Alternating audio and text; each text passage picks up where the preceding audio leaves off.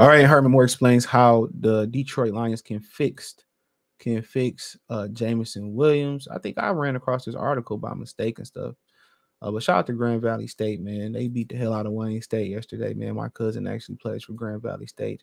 But it was a good time. Wayne State fans was cool. Everybody was cool. It was a good game. I love was it Tony Adams Field? Shout out to them. Everybody that worked there. The food was good. Fans was nice. It was a good, clean environment. I kind of really prefer the college experience better than the pro experience. But I think when they implement alcohol, that may change though. Herman Moore suggests improved ways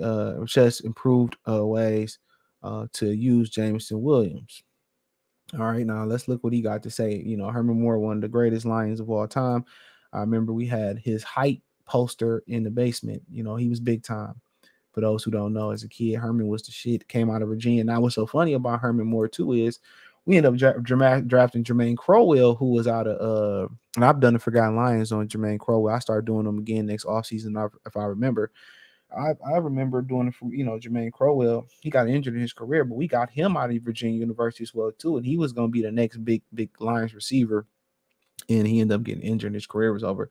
Jermaine Crowell was the shit, bro. That might change the Lions trajectory a lot.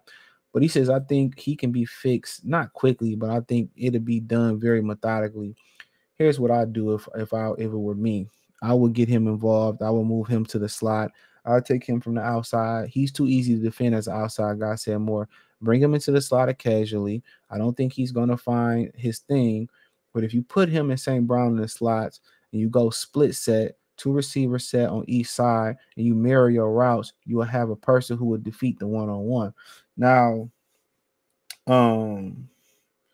so basically what he basically saying is you put him and St. Brown on the same side, and basically it sounds like you want to put St. Brown on the outside, and then you put Jamo on the inside, where Jamo kind of got you don't have a boundary to defend him.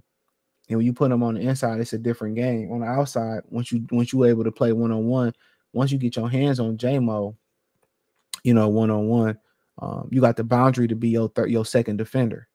You know what I'm saying? You got the boundary to help you out. When you're in a slot, it's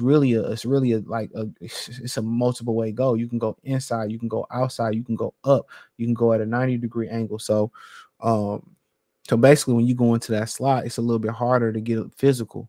It's harder to press guys in the slot because you don't have a boundary to really help you out there. So that's why it's so much easier to play the slot. When you're on the outside, it's a different thing because you got that boundary to help you out, and they're going to get physical. So he got to get his physical strength up. Obviously Moore played from 91 to 2001, finished career with the Giants, which that shouldn't happen. He said, I think he needs to get shorter routes where you're getting the ball in his hands really quickly. More noted. You look at St. Brown, he finds holes in the zones. You're asking him to come out of his shell, to come out of the flatness that he's in. Only big routes, big plays. That's the lowest percentage completion that you can have. You're not going to build his confidence. You're going to continue to destroy it. So another great point there. He's right.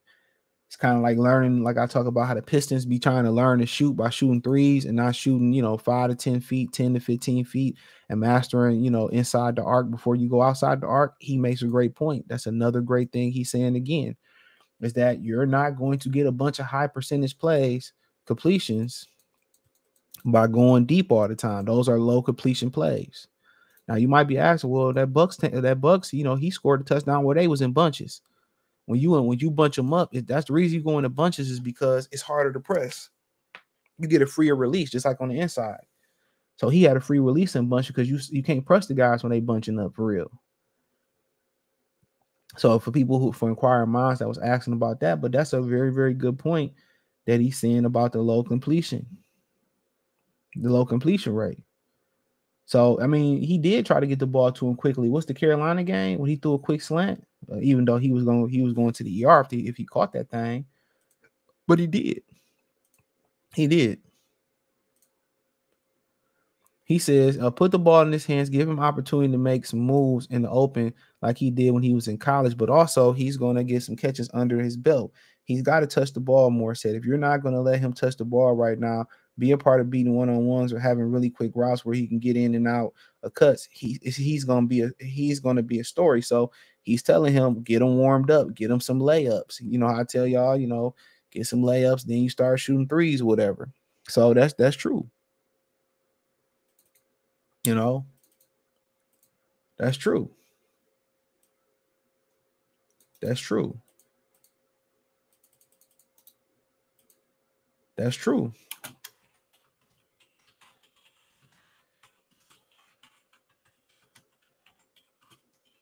You know, that's true. So he making a lot of sense. You know, he making a lot of sense. You know, he making a lot of sense.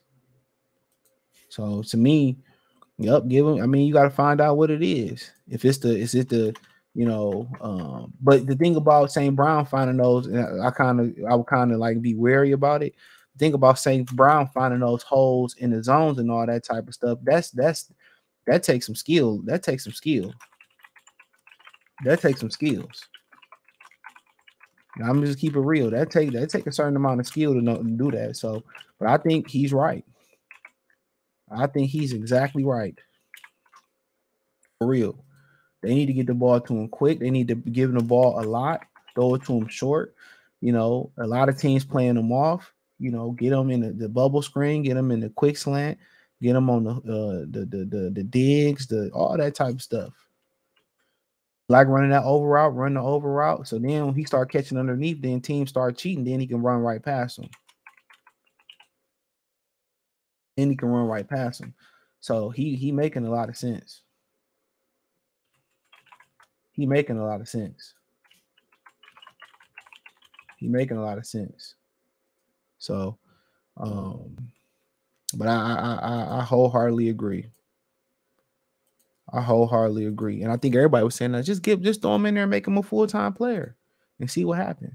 Some guys can't instantly warm up like that. He said, I'm saying that because I'm telling you, I can see where he's lacking his confidence. If his confidence is only growing from deep balls and touchdowns balls, that's awful. More said, that's not who he is. So that's what I would be doing now. Treat him like I would treat St. Brown. I think the effectiveness that we've seen from St. Brown, you get another person who's just as good, who's faster, who can make those type of plays happen.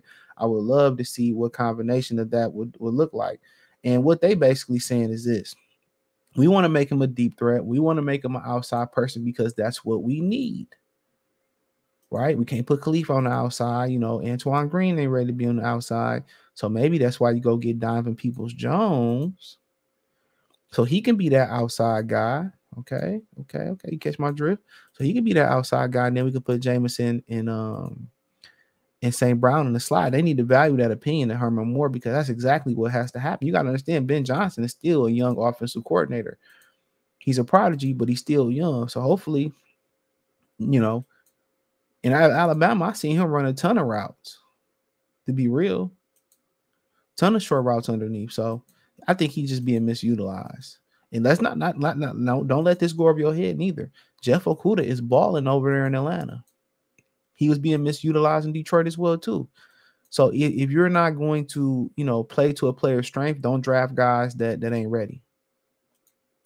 That'll be my message. Don't draft guys that ain't ready. But hey, it is what it is. Let me know what you girls and guys think. Check out Detroit Lions Talk playlist. Thumbs up the video. Share the video. Subscribe to the channel. Next subscribe button is the bell icon button. Hit all notifications. Increase your chance. Get notifications. We go live or drop video. Financially, you want to support the channel. Cash App, $ CJ Good 313. Venmo CJ Good 313. PayPal link in the description. Hit the link tree. Check out my Detroit Lions Talk playlist. Check out my my Detroit channel, my new channel, Free Game 89, FR33 Game 89. That links in the link tree. Check out my main channel, Goodfella TV. That links in the link tree. Appreciate the love, support. Peace.